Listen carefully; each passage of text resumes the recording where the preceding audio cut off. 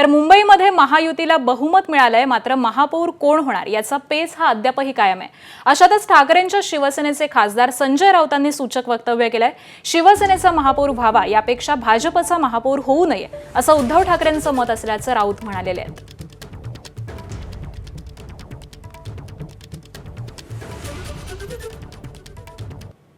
मुंबईचा महापौर शिवसेनेचा किंवा ठाकरे बंधूंचा व्हावा यापेक्षा भाजपचा होऊ नये ही सगळ्यांची भावना आहे। आणि देवाची इच्छा असेल तर शिवसेनेचा महापौर बसू शकतो। काल मी सकाळी राज ठाकरे साहेबांची भेट घेतली। काल उद्धव साहेब आणि राज साहेब यांच्यात पण दूरध्वनीवर चर्चा झाली।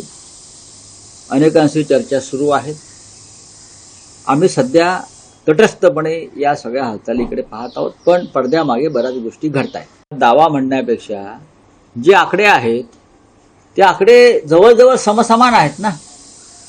4चा फरक आहे, 4चा। एवढा मोठा आंतरराष्ट्रीय पक्ष, जगातला सगळ्यात मोठा पक्ष, प्रचंड ताकद, प्रचंड पैसा, सत्ता याचा वापर करून पण त्यांना फक्त 4चंच बहुमत मिळालंय।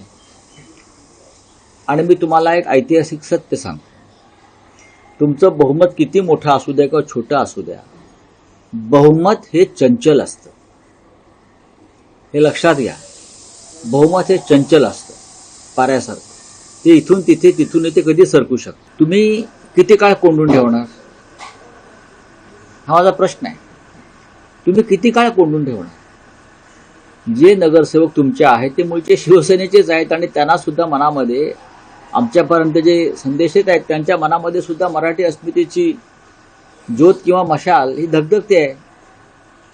भारतीय जनता पक्षाचा महापौर होऊ द्यायचा नाही हे जवळजवळ सगळ्यांनी ठरवलेलं आहे। ठीक आहे, बघू ना काय होतंय ते।